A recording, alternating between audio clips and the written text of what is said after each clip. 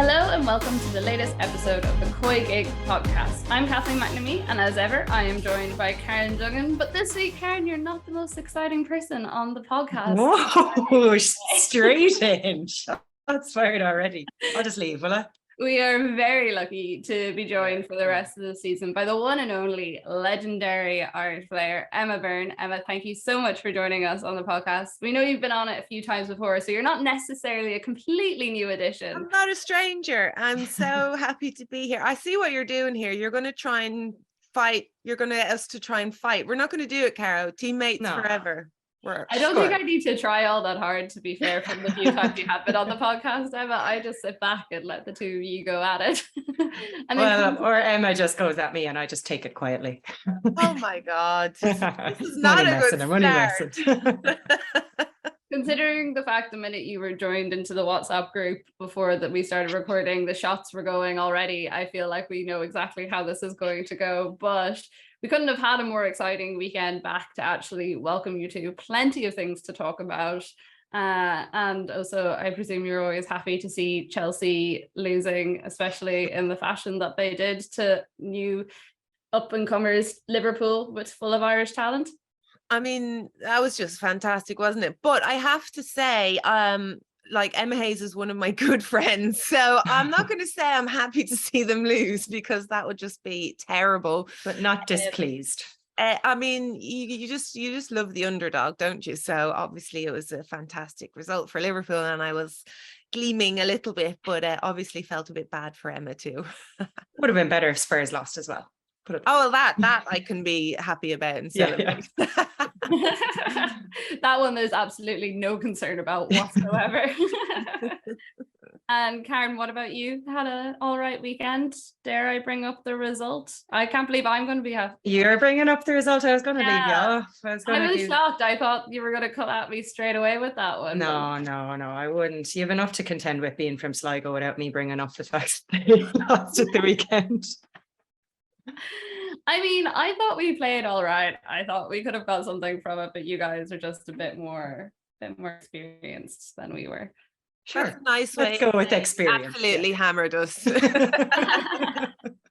hammered. I mean, 2-0, it's not the worst in the world. We're still up and coming. I'm very adept at having been an Arsenal supporter, an Ireland supporter, and a Sligo supporter my entire life at making things seem rosier in my own mind so that I can cope with the constant disappointment. It's an important life skill. It is an important life skill. So Emma, tell us, did you do any special prep now that you're part of the proper COYGIG team? Well, I mean, I was trying to watch all the games, and I've never done that in my life. I might watch one game and then maybe get the highlights, but I was like, I better actually watch them all. And that was difficult because, like, yesterday in particular, it was like 12 o'clock kickoff, then a 3 o'clock and another 3 o'clock, and then there was a 5 o'clock. I was like, that's it, my day's gone. Like, I would like to be able to walk the dogs at some stage. They were crying at the door for at least 3 hours. But yeah, I got to see lots of football. Went to the United game, which was really cool. I enjoyed that. Record crowd there as well at that one. Yeah, there was a good crowd. Really good crowd. Really good game from United as well. A little bit disappointed by Reading. I actually went to watch one of my very good friends play, who's the captain of Reading. And there wasn't much I could say to her after the game. Yeah. Well, I didn't concede in the second half, I suppose. That's your opener, really. Second half was so much better. But yeah, so it was like a football packed weekend, and I forget what that was like, because after retiring, I mean, it's years now since I've retired. I'm still on the I just need a break. And then I was asked to do this, so I'm like, right, I'm back. I'll have to get Emma Carroll to give you lessons on whenever there's multiple games on over a weekend, all starting at 12 o'clock, and you have to like triple, quadruple screen it with like different matches and pick out the points you actually want to talk about. It's a skill in itself, and I did a team of the week once last year where they had a similar sort of setup, and I still don't know how she does it every week. So I will be telling her that when she comes. Well, I am amateur, because yesterday, for example, I had one game on the laptop and one on the TV, but I forgot to switch it onto watch instead of listen. So I had like just noise in the background, and I was like so focused on the Spurs game, I forgot there was another one going on, but I caught up with it in the end. Yeah, well, I mean, it was one of those weekends where there was quite a lot happening. It wasn't like there was necessarily some more chill games that you could just ignore. I think like between the Chelsea Liverpool result, obviously you had Arsenal kicking everything off against Brighton with a nice win. Aston Villa City, which was probably one of the talking points of the weekend, considering that City have never dropped points to Aston Villa before. And then, of course, you had, from an Irish perspective, Jesu absolutely lighting it up. I mean, of all the English commentators I saw covering games of the weekend, a lot of them picked her out as one of their top players of the weekend. And I'm sitting there like, yes. Give us more of this, Jess. Brilliant. Great start for her. Because, you know, watching her play for Ireland, you could see she had talent. Like that was obvious, natural talent. But I was like, she needs to get more physical. She needs more experience in there. But like, totally. I need to do that more. Every time I say something negative about an Irish player, they just go and they kick my ass the next time, and they're absolutely brilliant. So I'm gonna ask you to start slating me every Friday just so that I play a bit better on a Saturday for the next 4 weeks or so. I can do that. No No problem. Call me. Thanks so much. You're such a good friend, Emma. But it was a weekend. Yeah, it was a weekend that I kind of thought like all the top teams would come out and it'd be like a statement of intent, and we saw Arsenal doing it, and then we kind of saw United doing it. And then Chelsea and City, not so much. I mean, I wasn't expecting it from Chelsea. I was expecting them to come out and pretty much do what they've done all last season, apart from the start to last season. But City, you know, they're just so inconsistent. You just don't know what to expect from them, do you? So, yeah, that for me, I mean, it was a surprise that they didn't win, but not a huge surprise. Chelsea was crazy. That was a crazy result. Yes, and we will dive into it all a bit deeper later on the podcast. The COYGIG Pod on OTB Sports is an association with Cadbury FC, official snack partner to the Republic of Ireland women's national team. Now, this year on the COYGIG podcast, we're having a little bit of a change. We're going to be giving a lot more deeper analysis on the games with fewer interviews, but much more exciting ones. We have a lot of great things lined up for you in the coming weeks. We will still have Emma Carroll coming along up next with her WSL Team of the Week. And besides that, we will be chatting about all the things that we've already mentioned at the top of the show. So do get in contact with us every week if you have any questions, any queries, if Emma, Karen, or I say something absolutely ridiculous, or if you just want to slate Karen ahead of the weekend and give her a bit of motivation to score for P's, you can get them into us at the COYGIG Pod at offtheball.com.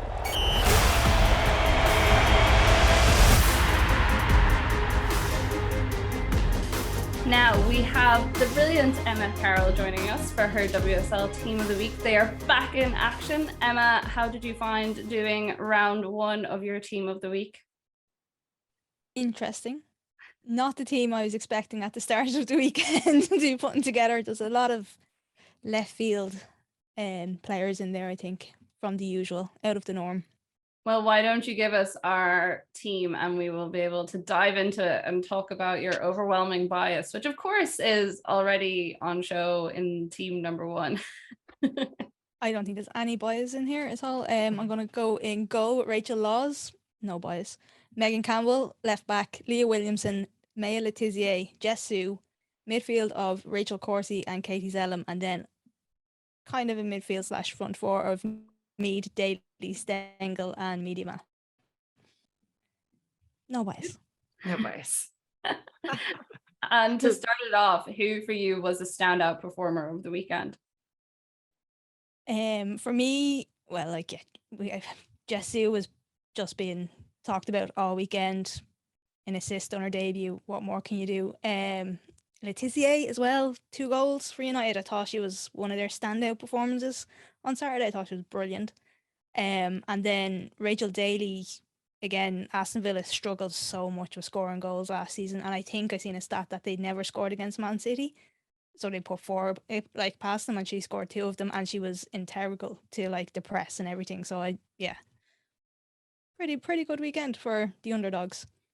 And to throw it to you, Emma Byrne, this is going to be a controversial topic where we'll have to like make sure that we get which Emma I'm talking to right. But Emma, is there anyone on that team to initiate you into Team of the Week that you would take issue with? No, I mean, I'm going to be easy on you, Emma, because it's our first week together and I don't start off on a bad foot. It's a really good team. I mean, Christ, it's a good team. But I really liked the Liverpool midfield. Is it Cherry Holland? Holland, the midfielder, yeah. I thought she was absolutely excellent in there. So I probably would have put her in there instead of maybe Katie Zellum, because I mean, let's be honest, Reading didn't have any pressure on the United midfield, so it was a bit of a field day for them. I probably would have changed Holland in there. I really liked Lucia Garcia as well for her debut as well. Love the fact you put Maya in there, Laetitia, because she was excellent. As I said, I went to that game, and it's a little bit different as well when you're there live. You can just see their movement, their positioning. She was absolutely brilliant, really impressive. So yeah, I think it's fairly similar. Probably definitely would have had Jess Zhu in there, but I would have had her higher up the pitch. We need to stop putting our attacking players back there. You learn when you get to my Teams of the Week, they could have wind up anywhere. Emma just makes sure that the player she wants gets in there and like formation and actual position. Doesn't matter. Go out the window a little bit. I work it out somehow, yeah. Yeah, but it also gives us more to talk about, so it's not the worst thing in the world. If you were to push Jess on now, I think Battier is probably in with a shout as well. Her combinations, like you said, with Lucia Gary on the right-hand side for United were really good. And the cross for Russo's header, which was kind of inevitable that Russo would get a goal. But like you say, cause Reading didn't show too much, you probably wouldn't have picked any of the United strikers per se, possibly in the middle as well. I think Kim Little just dictated again in midfield, but I suppose we probably will pick her most weeks, so we'll give other people a chance. But she wasn't my original one, I'll be honest. Yeah, I mean, for last season, it was always just Walsh. You're looking at Walsh and Little, so I think we'll just see a lot of Little this year. Again, I thought she was just brilliant in possession and scored the opener, kind of set them up for the game. They were very good. Miedema, you have out left wing. She was fairly lively. I know she didn't get on the score sheet, but she was pretty good there, linking up with Mead, particularly for that pullback was really good. Very attacking team there. Possibly another shout for centre back, and I expected a bit more bias as our own Niamh Fahey. Yeah, just because the thing that stood out was that kind of stoppage time interception. Considering the pressure they were under for the entire game, you would have been forgiven for maybe a sit up or a slip up at some stage, but the back 5 or 8 or whatever they were kind of stood strong for them. Yeah, there was a last ditch. I think it was Fahey and Campbell together combined just came together and got the ball away somehow in that 7 minutes of added time that there was. And is that what gave Megan the nod? Oh, Back. Listen, substitute in there. Yeah. I thought for Liverpool, the one bright spark was Leanne Kiernan. If there was anybody that was going to score from open play, it looked like it was going to be her, and she's actually very close to being in the team. Campbell came on for Kiernan, and straight away she started causing havoc with her throw-ins, and then they win the penalty off the back of her throw-in. Her defensive duties in the last 10 minutes or so as well, in just crunching tackles, long throws to clear off the pressure. Yeah, I thought she was great when she came on, and she probably should have started. But at the same time, I'm quite glad that they're easing her in, because I don't want her to get injured before the international window. So play as much as she wants after that, but once she qualifies us for a World Cup, yeah, just have one of those deals where she comes on in the 63rd minute, like Atletico that's going on at the moment for the men. But then again, you've got Neville, who probably scored the goal of her life, left back not getting in. But definitely would have put Neville in there. I mean, she's class. She doesn't get enough recognition anyway from game. She's non-stop. She's actually non-stop, but I'd say she riles up all the opposition she comes up against, which is what you want. Yeah, I wonder if she has any Irish. Yeah. Make a few calls there, Emma. Got a granny there. You're on Instagram. Direct message. But she was one of the players that we talked about so consistently last year that we thought was one of the most underrated players in the league in general. And part of me is kind of surprised she hasn't moved on yet or hasn't found somewhere where she might get a bit more recognition or a bit more push. But I suppose it's so difficult with the setup over there to even impress, especially with a player of her age and stuff. Yeah, you're looking at the teams above you, you're wondering who she'd kind of push out though from that position. It could be quite difficult. And Spurs obviously had a pretty good season last season, particularly the first half of the season. I'd say she's happy there, you know. You're happy when you're an happy clapper. She seems happy there, and I think she's the type of player that likes to be in surroundings that she's comfortable with, and I think she's really happy with the manager, the players. She lives around there, so I don't think she'd be making a move. But I do think if Spurs can continue to play like they have or they had, I think she'd be getting recognition. Like, she might even be getting called up for the national team, which means the Irish family thing will go out the window, unfortunately. But scoring a goal like that, I mean, we know players that's all they've done, just score that goal, and we're talking about them in the season. So hopefully she'll get that recognition. It's interesting, Emma, that you mentioned about the possible England call up for her, because I feel like there was a couple of the younger players, the kind of Lauren James and stuff of the English setup, who impressed quite a lot at the weekend. And we know Wiegman is very strict on who her team is and who her squad is. How possible is it to break into a squad like that at this stage? Because there's going to be a lot of loyalty to a lot of players there after what they've achieved this summer. I mean, if you win the Euros, you're going to kind of stick with the same team. Yeah, of course. But definitely being brought into the squad is an option. Like, they play in-house games. They've lots of time to meet up. You know, Wiegman can bring in 30, 35 players at a stage. So I'd be surprised if she doesn't get a nod. I mean, for me, Lauren James, I know she's a good player because I trained with her at Arsenal. I know what she can do, but I'm still waiting to see that, you know. Injuries as well. I think she needs to get a little bit fitter as well, because, you know, the game's moved on a bit. So yeah, I'm still waiting for her to impress, to be honest. Whereas I'm looking at Neville. I know they're in completely different positions. I'm looking at Neville, looked at her last season. She was impressive last season, very steady. And it looks like this season she's going to be a name that we're talking about. Yeah, So you never know. Daly might get a nod up front at some point out of that left back position. So it might open up. I did find it quite entertaining, English fans who haven't ever really watched her over in the NWSL suddenly being amazed at her playing up front and getting goals and being like, what, she can attack, she can score. And you're like, this is what she's been doing for Houston Dash for what, like 6 seasons she was over there. It's kind of insane to me that to them it's totally normal to have her playing in that defense, when anyone who's watched her play over there knows that that's kind of where she shines a lot more, or at least that's where I think she shines a lot more. That's where she plays. Yeah. She's not a defender. Yeah. Carla Ward is quite clear about that. Like, Yeah. I mean, she did a great job considering, didn't she? But at the start of the Euros, She was the position you were kind of thinking, go at I it. Like, to a couple of people playing against England, and I was like, go the left back. And she did really well. So probably won't be asking me again, but she did really well. But again, you have to look at people that play left back. I mean, for me, it's a bit of an insult if I'm a left back and they're putting a striker or an attacking player in there. Obviously, they don't trust me, which is a bit of a blow. Yeah. Definitely as well. Emma, thank you so much for your team of the week.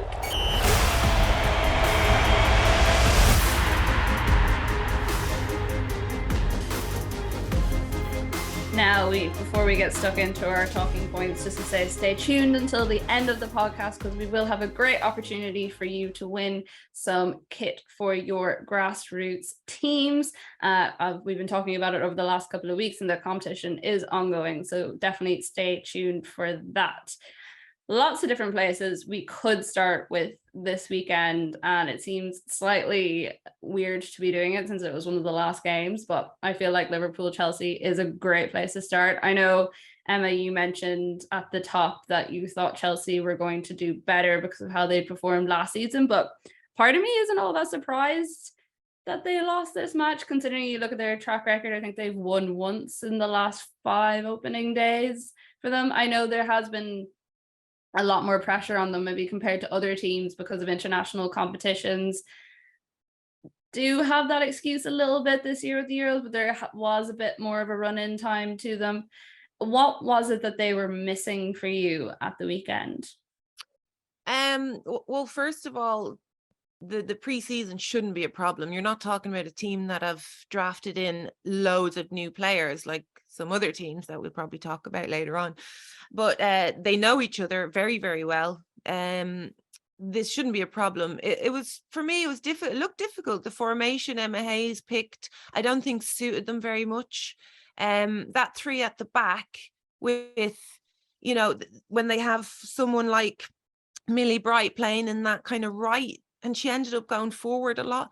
That's not her position. She's not against Leanne Kiernan. That's not what you want. It doesn't really work. It didn't work at all. And you could see it didn't work because Emma Hayes changed a little bit. So I didn't really like their formation for a start.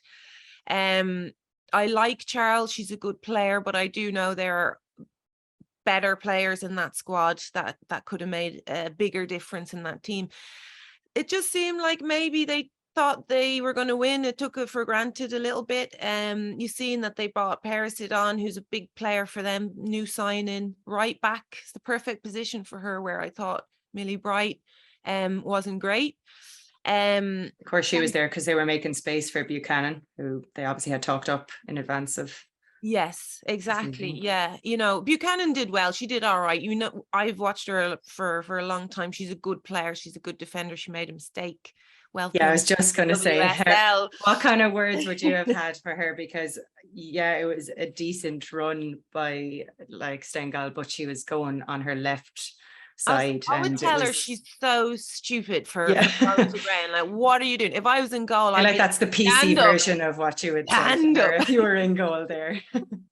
Oh yeah, that would me being very nice. Listen, I know you're new, but what are you doing? What are you doing?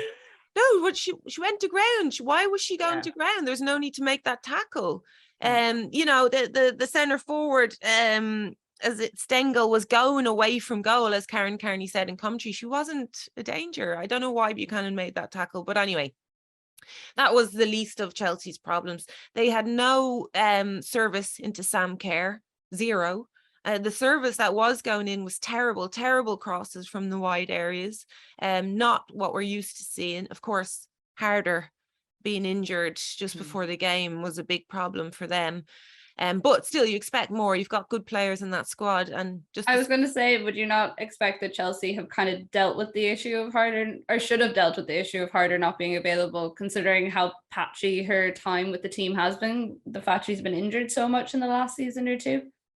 Yeah, I mean, you have to be able to play without these players. And if there's one manager that can deal with that pressure, that last minute pressure, it is Emma Hayes. It is her. And Lauren, as we spoke about, Lauren James is a very good player, but does she know her role in that team? You know, Chelsea are a crossing and finishing team. They should be getting wide and they should be getting the ball into Sam Kerr. And the final ball was terrible. It was awful. So, you know, that's their bread and butter, so to speak. That's what they do. And they didn't do it well yesterday. Plus, you have to give credit to Liverpool. They defended excellently. They did park the bus, but so what? Because when they did win it back, they kept the ball, which is the most important thing. So, yeah, I just think it was, for me, I'm sure Emma will be disappointed how she prepared for the game. Disappointed on some of her players that she might have been expecting more from. But, you know, it's the first game they've, as you said, they've lost the first game of the season a lot, or many times. So, you know, it's just about picking themselves up and going again. But she has to bring the players in that she's signed. She has to get them involved in the game, in the first game, to get them going. It's not an easy league to get going in, and they need to get started now. And especially the fact that they knew, you know, Buchanan was signed very much at the start of the window.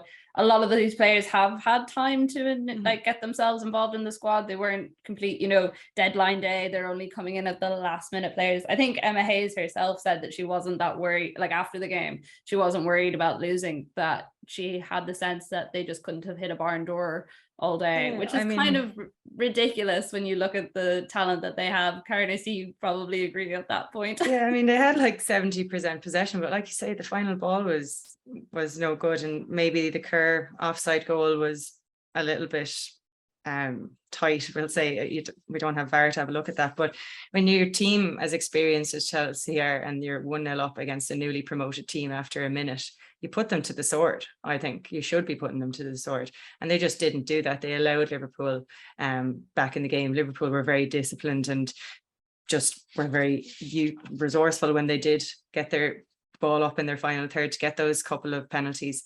But yeah, I don't know, I was a little bit disappointed with them. They looked a bit disjointed. I heard someone say after that Chelsea will use this as fuel but going forward, but I think that's a bit of a cop out. I just think it was a bad performance. You look at last season, they didn't beat anybody significantly. It was all 1-0, 2-0, kind of scrappy wins. And you think, where are they going to get that from if they are struggling? Because, I mean, for me, Ji So-young was their player to bring on and really unlock defence. That player that plays in front of that space in that number 10 position, for example, yesterday, there was nobody there. Erin Cuthbert was in midfield. She was dropping deep and she does a really good job. But where was the link-up play from the midfield to the forwards? Well, that's what I was going to ask, because I feel like in the way that City missed a player like Walsh, Chelsea really missed a player like G. And I think looking at the players they signed, it was quite obvious that they hadn't signed anyone that was going to be near her sort of quality, and they haven't quite worked out either how to double up in other places or make that space. Yeah, I think it really wasn't helped by the fact that the fullbacks weren't naturally comfortable in attacking and supporting the midfield in that way as well. But they're definitely missing a player in midfield. But again, like Emma said, the setup was a bit of a strange one. I think they could have gone more attacking, considering they would have the bulk of possession. And then to look at Liverpool as well, because obviously they did get the win. They did take their chances, even if they were under the hammer with 70% possession. I think Chelsea made 620 passes compared to about 280 for Liverpool. So it was quite obvious they didn't have a whole lot of the ball if you were watching it. I think a lot of people have said going into this, even before the season started, that they didn't necessarily expect Liverpool to be a Leicester or a Birmingham, that they had quite a lot of quite a good chance of staying up this season. Do you think that this game is fluky, or do you think that this does show that they have that sort of quality and that they can do some interesting things in the league this season, Emma? Well, it's definitely not fluke, not where Matt Beard is concerned. I've been in the league as long as Matt Beard has, and he is a pain in the neck to play against. The way he sets up, the way he reads games, the way he changes games during the game. He's really difficult to play against. His teams are. And he's old school manager, which I absolutely love. Like, you can hear him on the sideline. He's geeing them on. He's organizing. He's the voice, you know. And I actually watched Man City Liverpool in a pre-season friendly, and going into the game, speaking to the City players, I'm like, you know, Liverpool newly promoted, you know, should be an easy enough game pre-season. No, it was 1-1. Liverpool were really, really good. They were really tight, typical Matt Beard team, really well organized, difficult to break down. And now they have added something else to their game, which is getting forward with Kiernan, who has the pace, which it doesn't matter what team you play. If you have someone who's quick up front, you're always going to stretch the game a little bit, which gives you a bit of space in midfield and things. Who's a big loss to them because she's done ligament damage. So I think she's going to be out for a little while, which is bad news for Ireland as well.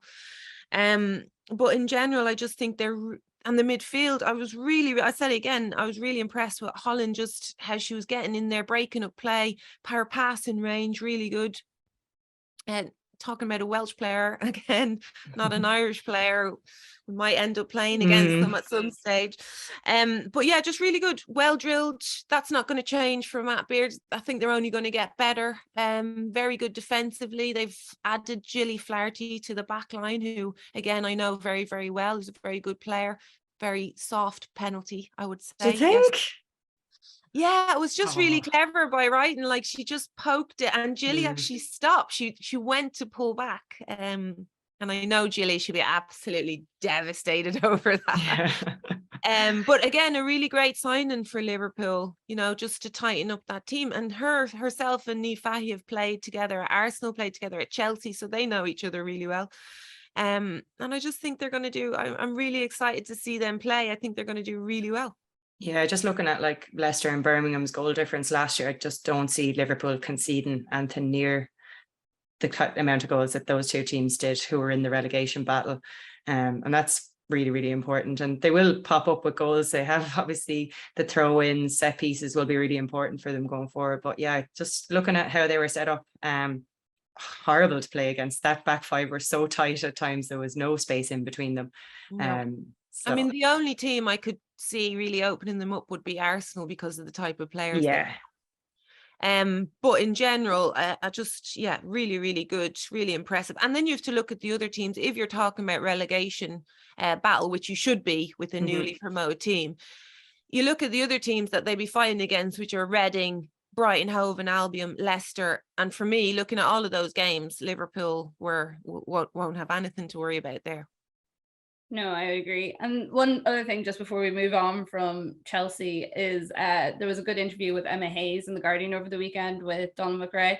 Lots of interesting stuff in there about her own personal things that she's gone through over the last few years. You know, how this is probably the first season that she's gone into in 4 years, feeling like mentally refreshed and ready. There's also some really interesting comments about Chelsea itself and also the control of the WSL. I think she's probably one of the first managers to actually come out and properly say, I want the WSL to be taken over by the Premier League. I want it to leave the FA. It's a conversation that's been going on for a good few years, but it was kind of like a little nugget drilled into the article and it wasn't picked up by too many people. And also then her saying that it's her dream job to coach in Spain because she's fluent in Spanish, which I thought was very interesting. I mean, fluent, I don't know, there's a few mistakes in there. Listen, whatever Emma Hayes says, do it. That's what I say. She's just an incredible person. And you can go to Emma with questions about football, or you can go to her about questions about your car. She knows everything. She's just unbelievable. But yeah, I mean, if she has a strong opinion about something, it's definitely something you should listen to and think about because she has done the research. That's what I mean. She never comes across as unprepared. Like there's always been a depth of thought gone into all of her interviews. She's so interesting. Even in post-match, she's so like just put together and just takes a step back and doesn't rush into anything she says. So she's definitely thought about the pros and cons of that.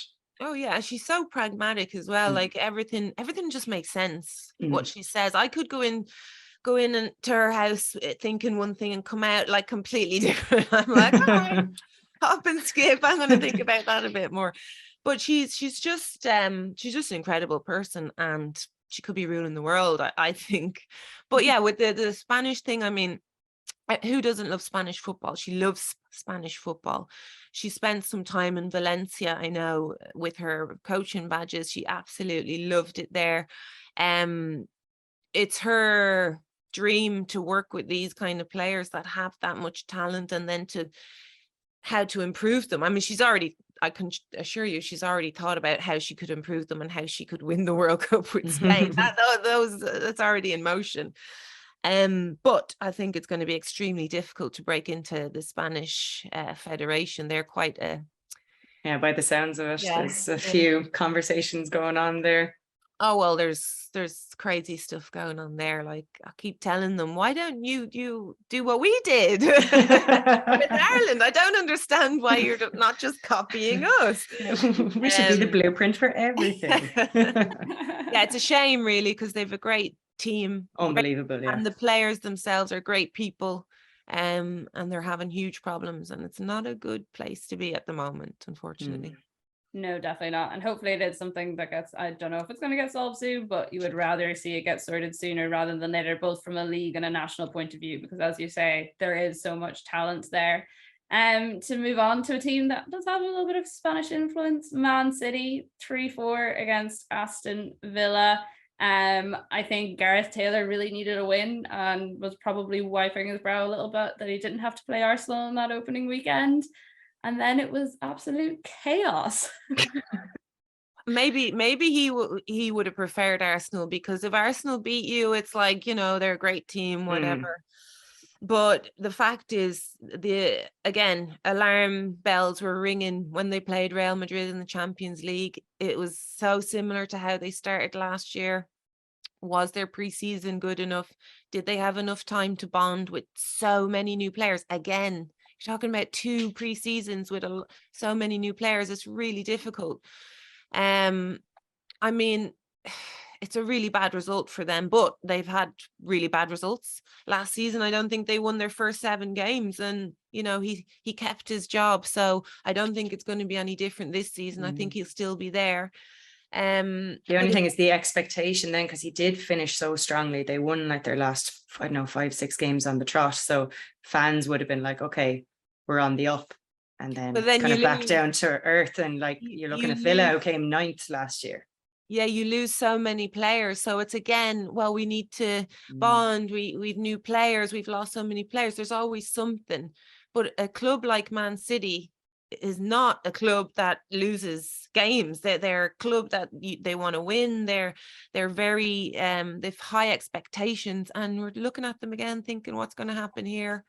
I feel like fans though are less tolerant for it this season than they were last. Like I remember some of the preseason stuff that City were putting up on Twitter and Instagram, and nearly every single comment underneath it was Gareth Taylor out, Gareth Taylor out, Gareth Taylor out.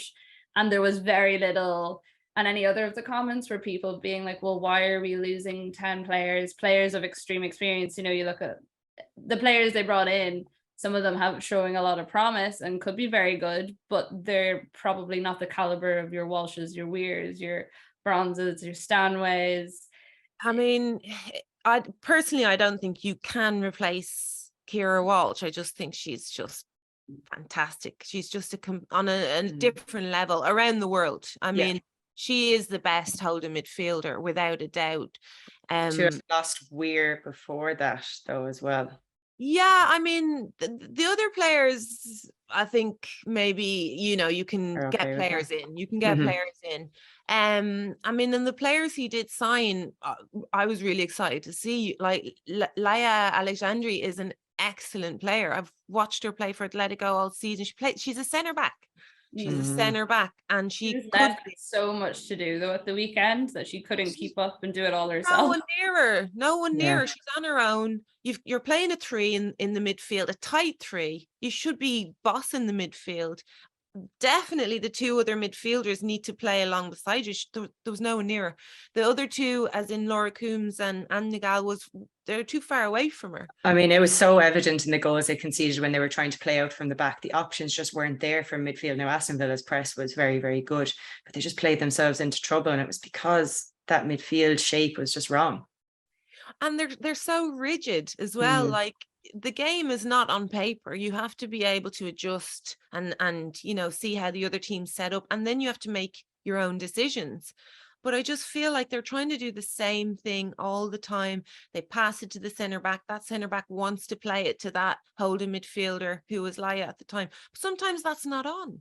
Why do you have to do 6 passes to go forward when you can go forward in your second pass or even in your first pass? Like, you have to mix the game up, and they're not doing that. They're not mixing it up.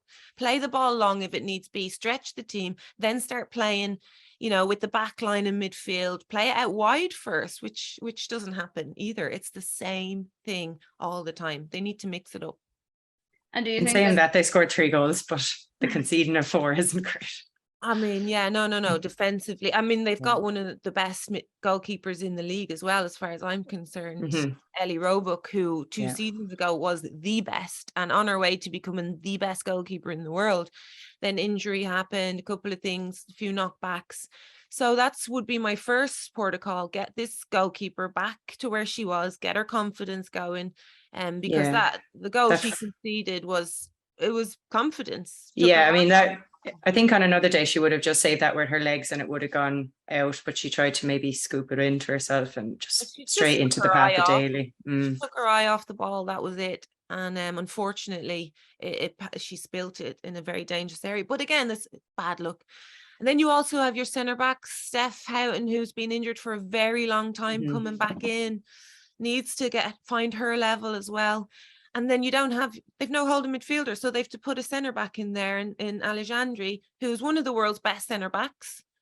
And they're like, it's a double whammy. It's just doesn't make sense. How can you not replace or try to replace your holding midfielder?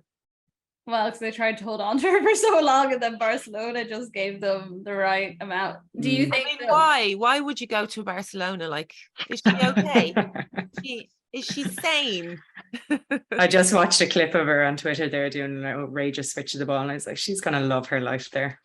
Oh no, but she actually played really well in their first game, but she still is not confident that she's having a great game. Like, that's her. She always wants to do better, and she always wants to be better, which is probably why she is one of the best.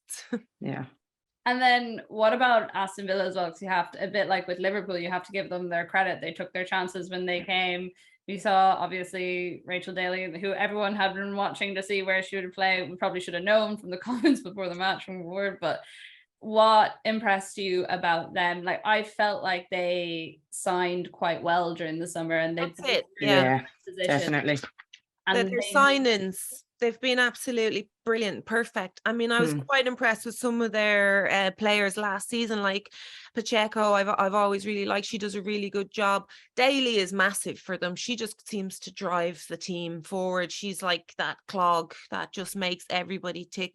But a player that really, really impressed me was Daly. Daly down the left. I thought they caused so many problems down the left. So good. Yeah. So good. She's top class. I don't know how or how much signed her for, but I guarantee worth every penny. Much less than other players in the league, and she was just brilliant. She was fantastic. So yeah, I think the manager has done a great job. I think she recognized that they needed goals from somewhere, and then you've got two players straight in, Daly and Daly, who made a massive impact, and that's going to give them huge confidence going forward. Daly and Daly. There's going to be some great headlines made out of the course of the season. And then to turn our attention to the first game of the season, Arsenal 4, Brighton 0. Felt like a kind of classic Arsenal win in the sense that it took them a while to settle into it, but then once they found their rhythm, they looked quite confident and they were smashing in the goals as well. They just absolutely bossed it, didn't they? And Brighton had no chat whatsoever. I mean, for me, quite disappointing, to be honest, for a Hope Powell side. They were all over the place. And of course, the sending off didn't help. I mean, probably the worst thing you could ask for to go down. I mean, Arsenal already looked like they had 3 extra players, and then to go down to 10 players was a bit of a disaster. But again, Arsenal brought in a couple of players. You know, they've started exactly how they finished. For me, the best footballing team in the league. They were last year. I think they will be this year. And I think if they don't do anything really stupid or get a lot of injuries, I think they should be winning the league realistically. I think that's my main concern with Arsenal is depth. I don't know if they do get a raft of injuries or if players just aren't fit enough to keep it going for the season, because there are a lot of positions there where if someone goes, we're especially in defense as well, somewhere that I kind of wish that Arsenal had bought a bit more during the summer. I know Adewale talked about it was much more important to get rid of some of the players that were there, move along and start fresh. And I think he said he had tried to sign someone in defense, but it fell through at the last minute, and it'll probably be January now. Well, obviously it'll be January now before someone comes in because the transfer window is closed. But I don't know. I would just worry that there's a few more frailties there, that they won't be able to do those maybe dirty wins that we were talking about Chelsea did towards the end of last year, where they were scraping it, but they still managed to get their win. Look, it's exactly as you say, Kathleen. It's in defense for me.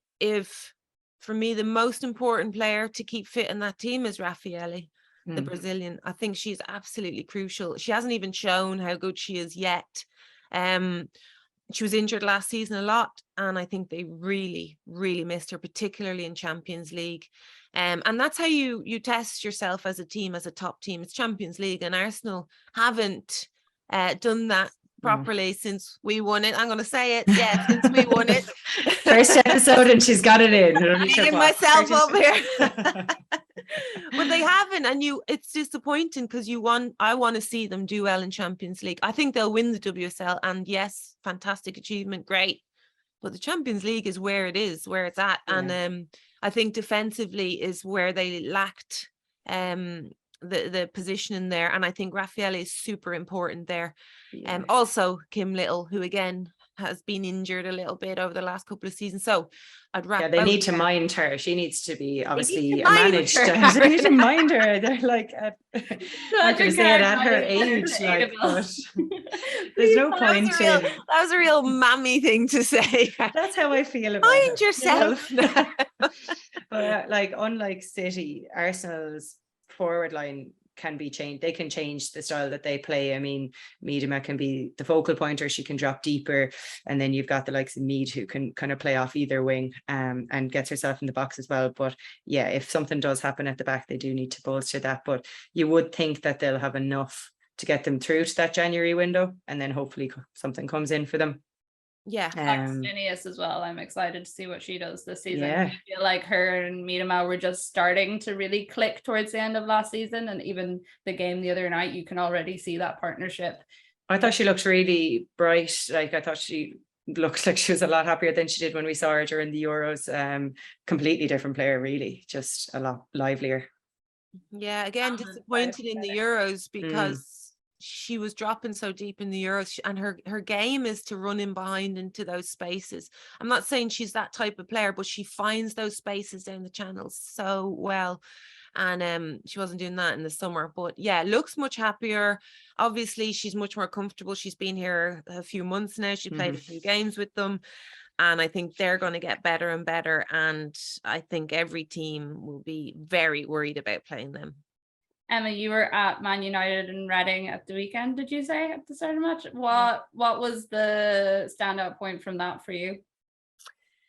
I mean, I think Maya Letitia was incredible. A player that, again, I was watching and thought, yeah, she's good. She's okay, you know, last season for Brighton. But in the United shirt, she just looked like one of the more experienced players. She looked like she was a leader out there.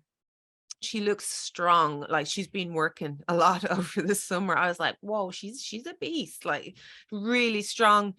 And then that whole right hand side, I mean, it is so dangerous. It's so dangerous with Ona Baje and Lucia Garcia, the two Spanish players who have such good awareness of each other.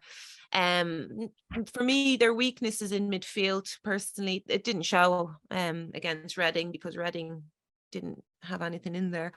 But yeah, if I were to play against United, I would definitely be putting pressure on that midfield.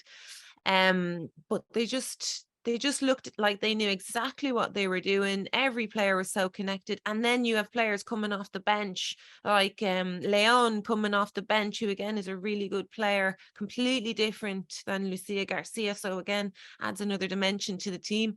And I just think Mark Skinner's got something really good going on there. And his depth of squad is ridiculous as well. It's crazy. So, and he gave out about that so much last season. So he won't be able to use it as much this season. Yeah, so I'd be expecting big things. Something else to complain about. Yeah, he's gonna have to find another excuse. Yeah, no, but they look really good. They look like they've bought into everything he's saying as well, like that kind of energetic style of play. They do look like they go at teams, and I'd say when they do come up against the better teams, they'll be looking to hit on the counter. But like you say, it's just if they can get that midfield a little bit more shored up. Yeah, and I mean, we talked about City and how they did last season, and one of the things is they bet United.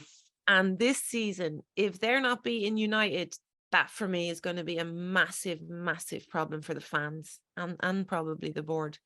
I feel like that could be one of the things that really affects Gareth Taylor's tenure. You mentioned Maya Letitia. I've been writing about her for 2 years, I think, at Brighton, and I'm so impressed at how easily she seems to have fitted into that United squad. I thought it might take her a couple of matches. I watched her know how good she is. I thought it would take her a bit longer to acclimatize after spending most of her career at Brighton, but that just wasn't the case. And Lucia Garcia as well was another player who in pre-season I thought was really, really impressive for United, and I think can be really impressive for them this season too. Yeah, and Letitia is even better centre back. That's her position. She's really, you say she's been there for years. That means that I probably played with her at Brighton, which I'm a little bit embarrassed to say. I cannot remember her. No, she's young, you know. She moved to She was born a lot later than me. Well, maybe one of the years. 5 years, maybe. She's 20. She's 20. She went over when she was 16, 17, and she's 20 now. Yeah, nearly 21, I think. She was like 6. That's no wonder I don't remember. I think she has the record for most WSL appearances of any teenager, because she literally played every single minute for Brighton over several different seasons. She was trusted that much by Hope Powell. She also Skinner must have done a lot of work as well to convince her to move away from Hope Powell, because she was very, very strong on the fact that that's where she saw her future and that Powell had given her a lot. So I imagine it would. I think looking at Brighton though, she's probably made the right move for now. Yeah, definitely. 100%. And a really, really nice girl as well. I know, like, you can say that about a lot of players, but she's very, very humble, very modest, and I think that's gonna do her well. Stand to her, yeah. Mm-hmm. Well, thank you guys for that chat. We will be back again next week with even more exciting things. I mean, there's so much happening next weekend. We have North London and Merseyside derbies, as well as Chelsea taking on Man City. So expect about a 5-hour long podcast as we delve into all that. But before we go, we do want to remind you of the competition that we are currently running, where we want to try and help as many clubs as possible to get some money, get some resources in. So thanks to our partners at Cadbury, we're supporting Irish women's grassroots football, and we are giving away all the net profits from our most recent Cadbury Roadshow in Vicar Street, which Emma starred in at the time. Over the next few weeks, we'll be giving you an opportunity to win €1,000 worth of equipment for your local grassroots adults club. It's so simple to win. It's literally free money. All you need to do for a chance to win is contact us with your club details and contact information at the COYGIG Pod at offtheball.com. Emma, thank you so much for your first official appearance as a co-host on the show. Great debut. Great. Very strong. Been a long time since I made a debut. Feels good. And Karen, thank you as ever, and thank you for not slagging me about Sligo Rovers. You're so welcome. I'm so humble. We will catch you all next week. The COYGIG Pod on OTB Sports, in association with Cadbury. A player and a half deserves a glass and a half of support.